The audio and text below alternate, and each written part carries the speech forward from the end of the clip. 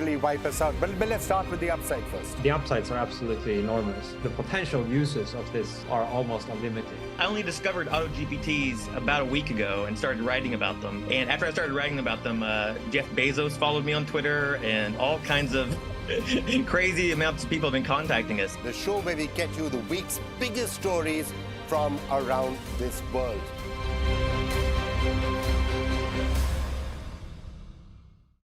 What is the India story? It's the story of the world's biggest democracy. We are developing the road infrastructure.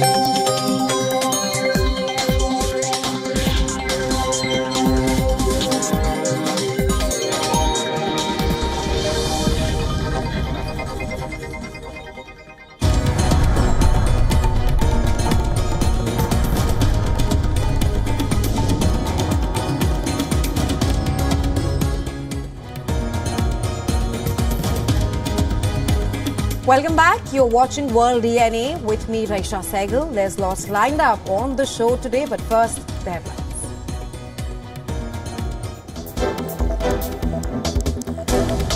The U.S. Central Command says it shot down 2 Houthi missiles in the Red Sea. This was in response to a distress call made from a container ship, which was attacked in a separate strike.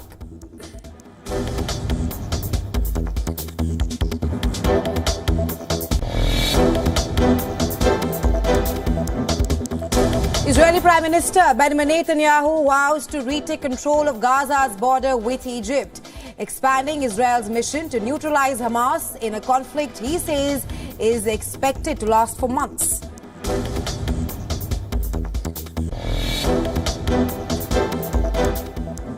At least 20 people killed and over 100 injured in Ukraine's latest strikes on Russia's Belgorod city. Moscow retaliates with overnight attacks on Ukrainian cities.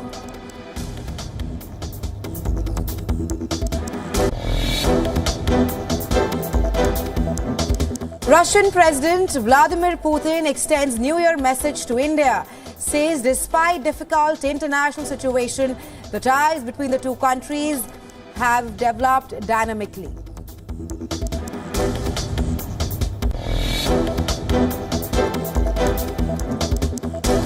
North Korean media reports Pyongyang will launch 3 new spy missiles in 2024 as part of a larger plan to revamp its military.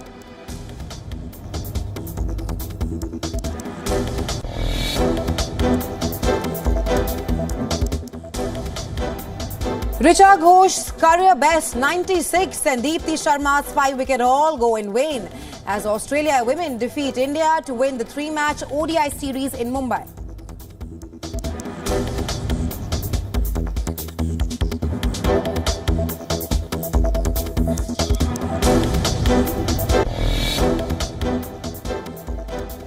Our top focus on World DNA. Russia has carried out its fresh attacks in the Ukrainian city of Kharkiv, wounding at least 21.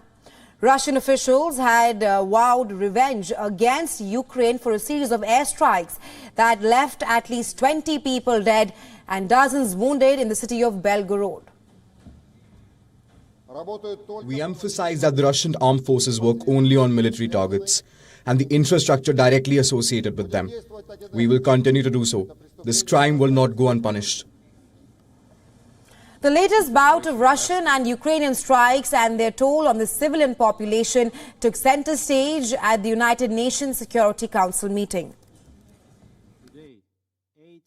Attacks on locations in Belgorod city center reportedly resulted in damage to civilian infrastructure, including the regional government office and the Medical College of Belgorod State University. The strikes were reported as among the deadliest cross-border attacks on the Russian Federation since its full-scale invasion of Ukraine in February 2022, launched in the violation of UN Charter and the international law. Kremlin said that the Russian President Vladimir Putin has been briefed about the Ukrainian strike on Belgorod. The Russian military authorities also reported separate overnight Ukrainian drone attacks in the Bryansk, Oryol, Kursk and Moscow regions of the Russian Federation. Well, Russia's foreign ministry, which has repeatedly denounced Western arms supplies to Ukraine, accused the United States and Britain of inciting the Kyiv regime to commit terrorist actions. Remember, the UK had promised to provide Ukraine with hundreds of air defense missiles, while US President Joe Biden is pursuing to overcome Congress's division to approve new aid for Ukraine. Meanwhile, within hours of the attack on Belgorod, Ukrainian authorities said that 2 Russian S-300 missiles hit the center of Kharkiv. This comes as rescuers continued to search through rubble a day after Russian strikes killed at least 39 people. Ukrainian President Volodymyr Zelensky said that more than 120 settlements had been affected in the strikes.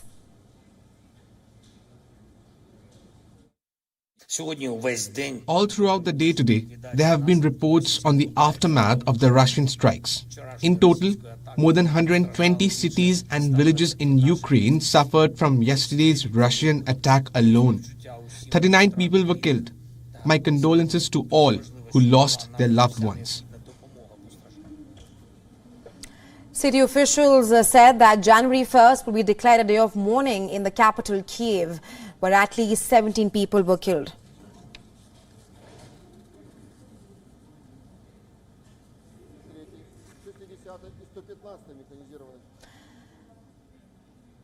And now for more on the ongoing Russia-Ukraine war, we are now being joined by William Cotney, who is an adjunct senior fellow at the RAND Global think tank. He's joining us live from Washington, D.C. Thank you so much for joining us and beyond, Mr. Cotney. Sure. Now, Mr. Cotney, Moscow has vowed to retaliate after a Ukraine attack on the city of Belgorod, which has killed 20 people. Now, the Russian president says that the crime will not go unpunished. We've already seen Russian airstrikes on Ukraine. What retaliation can we expect, and how will this escalate the war further as we step into 2024? Well, it's important to remember that Russia launched over 100 missiles and drones on Ukraine the day before the Ukrainian strike, the largest Russian strike on Ukraine in quite some time. And so Ukraine carried out a response to that, and then the Russians responded with another strike. So what we're probably seeing is that the Kremlin thinks that it can scare the West, can scare the US and scare the European Union, not to keep supporting Ukraine. And so Russia carried out this very large strike, probably hoping that the US and Europe would back away from support. But that's not happening. The US and the European Union are likely to approve these substantial aid packages that are now under consideration. And I think the Ukrainian return strike to Russia's initial strike probably came as a surprise to the Kremlin that Ukraine was still so strong and willing to strike back. Right, Mr. Cotney, also shed some light on the statement which the Kremlin came out with. It said that it accused the United States and Britain of inciting the Kyiv regime to commit terrorist actions. The United Kingdom, the United States, European Union have been giving strong support to Ukraine ever since Russia launched a full-scale invasion of Ukraine in February 2022. Russia has committed horrendous human rights violations as part of this invasion. So for Russia to be accusing Ukraine or the West with regard to terrorism doesn't really make much sense, considering that Russia launched this war, this full-scale war. As we head into 2024, let's also talk about the death toll, the mounting death toll of the civilians on both the sides of the war.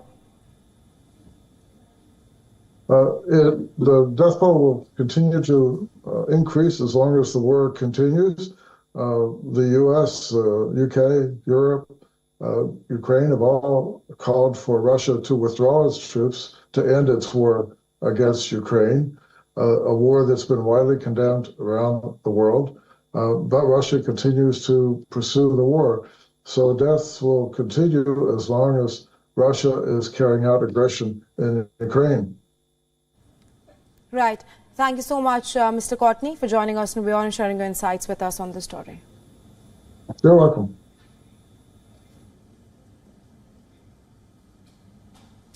Russian President Vladimir Putin has extended his New Year message to Indian President Draupadi Murmu and Prime Minister Narendra Modi. In his message, Putin said that there were major ties and India-Russia bilateral cooperation in the outgoing year. The note read, the special and privileged strategic partnership between Russia and India continues to move forward dynamically in the outgoing year. Trade has been growing at an exceptionally high rate and joint projects in various areas have been successfully implemented. Putin further praised New Delhi's chairmanship of the G20 and Shanghai Cooperation Organization summits this year. India led both groupings and organized the in-person G20 summit in Delhi in September and the virtual SCO summit in July. The greetings come after Putin met with the Indian External Affairs Minister Dr. S. Jaishankar, who was on his formal visit to Moscow from December 25th to 29th as a part of the ongoing high-level exchanges between the two sides. During the meeting, Putin emphasized the positive stance of Prime Minister Modi on complex global scenarios, including the situation in Ukraine. The Russian president also extended an invitation to Indian Prime Minister Narendra Modi to visit Russia in 2024.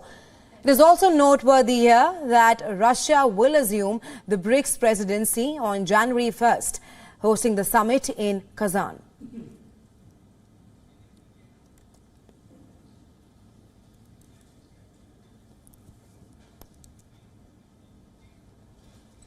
In other global news, there seems to be no respite to Donald Trump's legal troubles.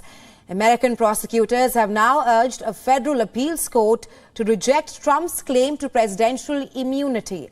This as the former president faces criminal charges of attempting to subvert the 2020 election results. Special counsel Jack Smith, who was overseeing Trump's prosecution in the election subversion case, has now argued in a court filing that no constitutional provision or legal precedence awards any former American president from facing criminal charges while in office. Shooting down Trump's claim of the presidency, cloaking him with absolute immunity, Smith warns that entertaining Trump's claim could create precedents that places presidents above the American law. Citing the Constitution, Smith argues that separation of powers clearly state that the presidents can be charged for crimes committed in office. And I'm quoting here, including most critically here, illegal acts to remain in power despite losing an election, unquote. Earlier, Smith had requested the Supreme Court to bypass the lower appeals court and immediately rule on the issue. The Supreme Court denied this request, reverting it to the DC Circuit Court. The charge of election subversion makes up one of the 4 criminal prosecutions that the former president is currently facing. In an earlier filing from December 23rd, his legal team claimed if Trump was charged, it would set a precedent undermining the power of the presidency.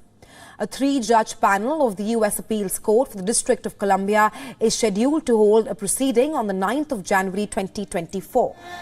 Trump, who continues to dominate the run-up to the Republican nomination for 2024, is currently appealing a district court ruling that quashed his bid to dismiss his election subversion charges. The timing of the court's decision will be crucial in deciding if Trump will be allowed to contest the upcoming polls or not. Today, especially in honor of our great veterans. Well, the United States presidential primary election, known as Super Tuesday, is scheduled to be held in March 2024. 16 states will be conducting primaries and caucuses to decide the contestants for the 2024 presidential elections.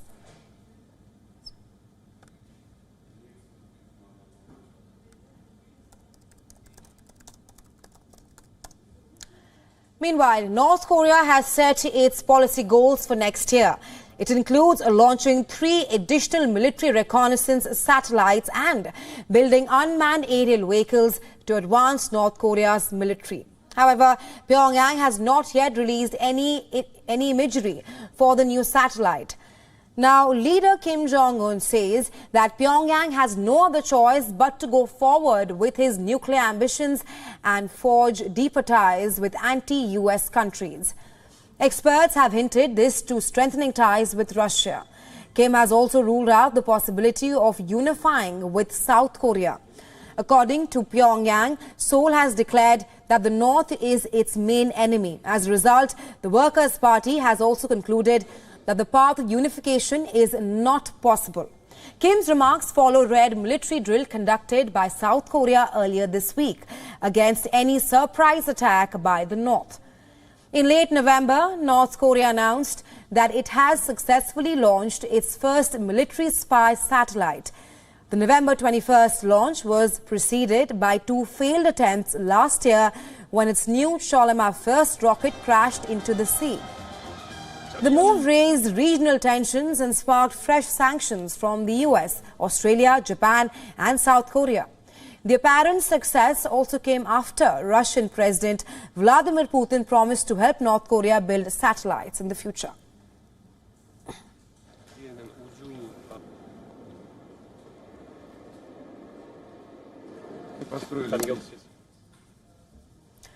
The situation in Serbia remains tense over massive demonstrations over the alleged election fraud in the country.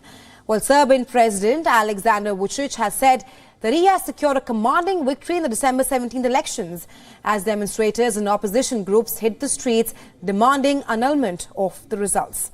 The governing Serbian Progressive Party was declared winner in the elections with 46.72% of the voters.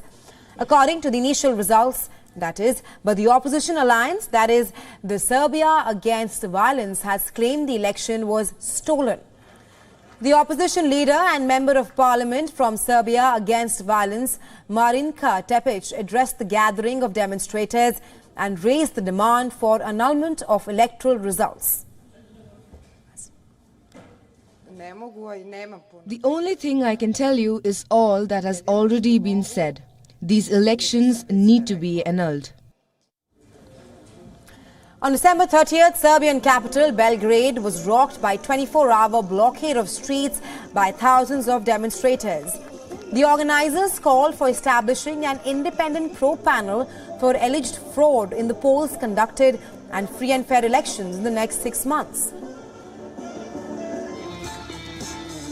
Because the elections were rigged.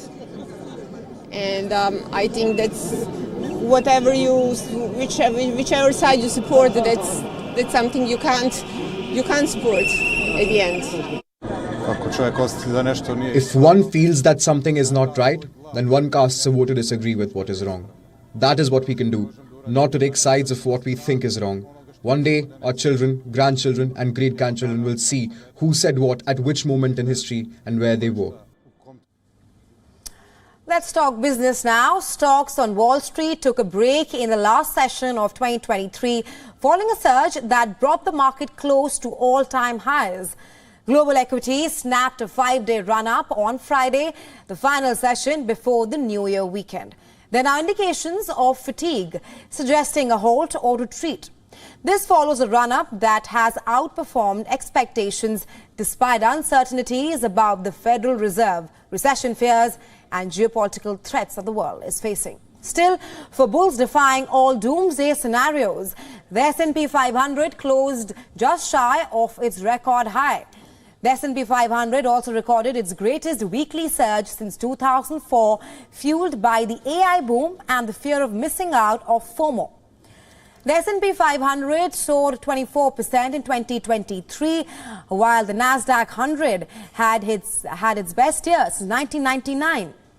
Shares around the world have risen sharply in the last 2 months, with the MSCI's World Share Index posting a 20% gain, its best in 4 years. European shares ended 2023 with an annual gain of almost 13% to mark the best year since 2021. India's stock benchmarks recorded their second best year since 2017 and were among the top global performers, with markets expecting the US Fed to start rate cuts in March. The Indian markets are seen rallying in 2024 on continued foreign fund inflows. However, Chinese markets underperformed in 2023. Other emerging markets ended 2023 with the best gains in years. After a year of massive swings and numerous head fakes, US Treasury yields ended 2023 pretty close to where they began. The dollar was little changed on Friday but posted its worst year since 2020. Oil prices closed 10% lower in 2023 after a year of wild swings driven by geopolitical concerns, production cuts and global measures to rein in inflation. Nickel was the year's biggest metals loser, while copper managed a small gain. Gold prices ticked low on Friday to $2,662 an ounce, but managed to mark their best year since 2020 on Fed rate cut bets.